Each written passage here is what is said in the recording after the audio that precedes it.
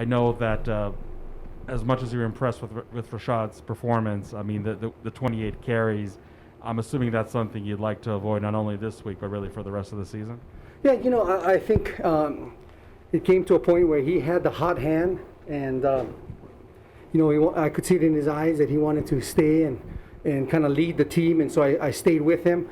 I took him out a couple of times because he was winded, but I thought he was the most dangerous guy on the field, and from where I come from, you got to give the guy with the hot hand the ball, and so that's kind of how that played out. And then when it was 4 minutes at the end of the game, we just tried to kill the clock and run the ball, and I felt comfortable with him, and so that was how we ended the game. Michelle Gardner, Arizona Republic. Obviously, Chip had the fumble. He's had fumbled, I guess, the last 2 games, and you took him out, or Zach took him out and didn't give him a lot of carries after that. So what do you tell a kid like that to kind of keep his confidence up and say, hey, you're still part of our game plan, hang in there? Yeah, and that's a tough one because I know how much Chip cares about the team and the well-being of the team. He had a couple fumbles, and I think that goes just to going back to practice and habits. So I'll take the blame on that and making sure we concentrate on ball security every day. But I don't want him to be running scared and thinking of the football, and so there's a fine line. I thought, and it had nothing to do with him not really going back into the game after those fumbles. I just thought Rachaad was on a roll, and he needed the ball, and I thought he had a great feel for what was going on. I could see that Chip was disappointed, not with the really about going back in, but him letting the team down and fumbling, and then they went back and scored, but it had nothing pretty much to do with that. And then we got back here on Sunday, and he was carrying around a football. That's just Chip. He knows what to do, and from my standpoint, I just think it's practicing habits and good habits and doing that every day, because I don't think they fumble on purpose at all. Not the kids in my room, just because I know how much they care about the team. Chris Cartman, Son of a Source. Hey, Shaun.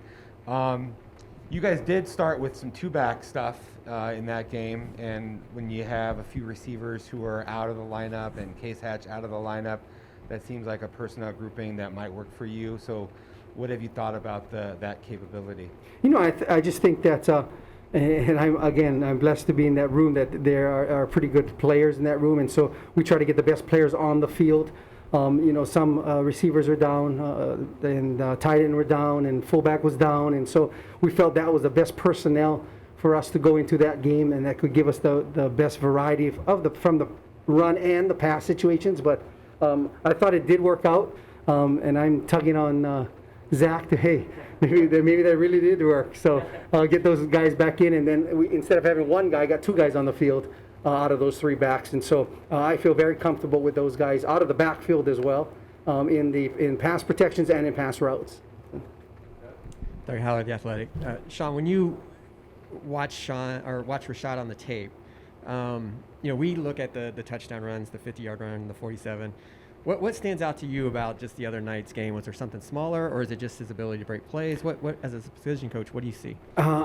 I like his feel, and you can, and if you watch it from more, you can tell more from the end zone side, the feel of where he gets skinny in holes and gets the feel of the play and following his blockers. And then I'm really impressed with his physical ability to finish plays, keep his legs going, and it's the want to that I was most impressed about. And we all know, I mean, that game was very, very important for us, and I thought his want to led the team, and even on the sidelines, I think him finishing those runs and getting those runs pushed our linemen to make sure that they're downfield finishing their blocks and things like that. So I'm more impressed about anything. He's a great running back, great hands, good feel, but it's the want-to part that I was most impressed about. And going back to the 2 backs in the backfield, I mean, what kind of matchup problems do you feel that causes for whatever kind of front you're seeing, but just how does it give you guys an advantage? You know, from a personnel standpoint on the defensive side, are we a heavy personnel because we have 2 backs, or is it a light personnel because we got 2 backs? So they're going to have to make a decision how they're going to play. They also now have to have the Willie or the boundary backer as well as the Mike backer I think that it's matchup problems for both of those guys in routes with our backs, because I think they're great out of the backfield, and they're athletic and fast and those things. So I just think it's a mismatch for the linebackers inside, especially if they think from a personnel standpoint that they're going to bring a heavy set 3 linebackers, and now we got route runners outside, and so I think it gives us another dimension to our offense, and Zach has done a great job utilizing that, and I think we'll use it more in the next couple games. Zach Keenan, Devil's Digest. Battle for Arizona Avenue this Friday night. Is that one of those rivalries that you can just never escape? You know, it's funny because I just was on the phone with one of my good buddies last night, and I saw, the pictures of them at the and it brings back memories, and it's a great rivalry for the city of Chandler. It's bragging rights from both schools too. I mean, that goes a long ways. And I think in the last 10 years, that Chandler's won 9 years. Remember, I've been there the first 17 that we didn't win.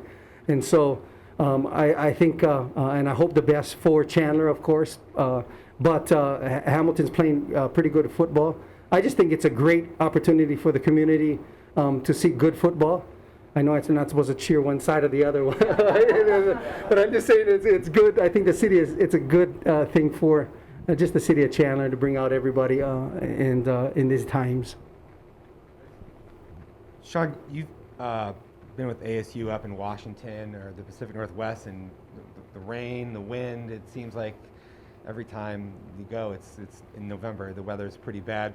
What do you talk about with your group, and what type of game do you look for in that type of environment? It is, I played college ball in the Northwest in Oregon too, and so I understand that rain and it's that wetness more than anything. Again, we want to reiterate that ball security is very important.